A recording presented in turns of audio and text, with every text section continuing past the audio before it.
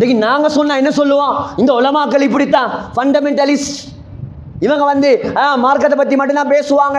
இந்த காலத்துல ஜோலி பண்ணாம எந்த காலத்துல ஜோலி பண்ற, இந்த காலத்துல மியூசிக் கேட்காம எந்த காலத்துல மியூசிக் கேட்கிற, அதையும் கேட்காத இதையும் கேட்காத, அதையும் பார்க்காத இதையும் செய்யாத, எல்லாத்தையும் தடை போட்டுக்கிட்டே இருந்தா நாங்க எப்படி வாழ்ற? நாங்க சொன்னா தான் அவங்களுக்கு மட்டமா விளங்கும்.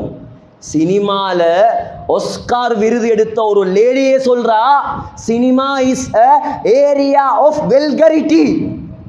இது நான் சொல்ற வார்த்தை அல்ல, இது சினிமால ஆஸ்கார் எடுத்த பொம்பளை, ஆஸ்கார் விருது எடுத்த பொம்பளை சொல்றா, சினிமா இருக்குது உலகத்துல ஆக கேவலங்கட்ட கேடுகட்ட ஒரு ஏரியா தான் சினிமா.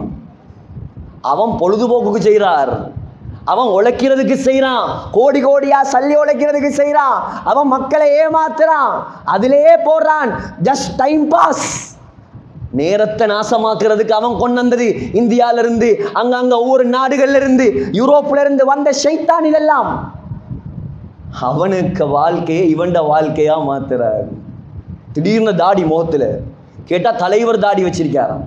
அவர் அடுத்த படத்தில் எடுத்தா இவரும் எடுத்துருவார். எங்கட தலைவர் யார்? எங்கட தலைவர் யார்? இந்த வாலிப சமுதாயம் யாரை பின்பற்றணும், யாருக்கு பின்னால போகணும்? இஸ்லாத்தில் எதை விட்டார்கள் ஸல்லல்லாஹு அலைஹி வஸல்லம்? நடப்பதற்கு சொல்லி தரவில்லையா உனக்கு? துப்புவதற்கு சொல்லி தரவில்லையா? பார்ப்பதற்கு சொல்லி தரவில்லையா? சிரிப்பதற்கு சொல்லி தரவில்லையா? முடிவெட்ட சொல்லி தரவில்லையா? சினிமாக்காரனையும் கிரிக்கெட்டர்ஸையும் பார்த்தா நாங்க முடிவெட்டணும், நாங்க முடி வளர்க்கணும். சகோதரர்களே, எங்க போகுது? ஏன் மார்க்கம் தெரியாது, மார்க்கத்தை படிப்பதற்கு ஆசையும் கிடையாது. கொண்டாங்க முதலாவது பள்ளிவாசலுக்கு, முதலாவது குர்ஆனை படிச்சு கொடுங்க, முதலாவது அல்லாஹ்வோட பயத்தை கொடுங்க, அல்லாஹ்வோட தொடர்பாக்குங்க. கெட்ட கூட்டாளிமார விட்டு பிரிங்க, உலமாக்களோட கூட்டாளிமாரா மாத்துங்க. மார்க்கத்தை தெரிஞ்சவங்களோட கூட்டாளியாக்குங்க உங்களோட பிள்ளைகளை. மார்க்கத்தை எடுத்து நடக்கக்கூடிய மக்கள் சுஹபத்தில் வைங்க, அந்த பிள்ளையும் நல்லவராக மாறுவார். செஞ்சு பாருங்க, 5 பிள்ளைகள் 6 பிள்ளைகள் 4 பிள்ளைகள் 3 பிள்ளைகள் இல்லா மாஷா அல்லாஹ்.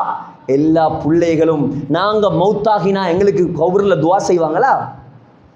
நாங்க நாளைக்கு மௌத்துண்டா இன்னைக்கு நீங்க உருவாக்கி வச்சிருக்கிற பிள்ளைகள் உங்களுக்கு ஜனாசா தொழுவிச்சு உங்களுக்காக கண்ணீர் வடிப்பாரா? கேட்டு பாருங்க, உங்களை நீங்களே கேளுங்க. என்ன இருந்தும் வேலை இல்லை சகோதரர்களே. நீங்கள் பெத்து வளர்த்து ஆளாக்கிய பிள்ளைகள் போதும். இந்த ஸ்மார்ட் போன் மாத்திரம் தீனை ஹயாத்தாக்கிய வாலிபன் இன்னைக்கு போனை ஹயாத்தாக்குற காலம். அந்த போன் ஒன்று போதும் அவன் உலகத்தில் உள்ள எல்லா பாவமும் செய்யறதுக்கு,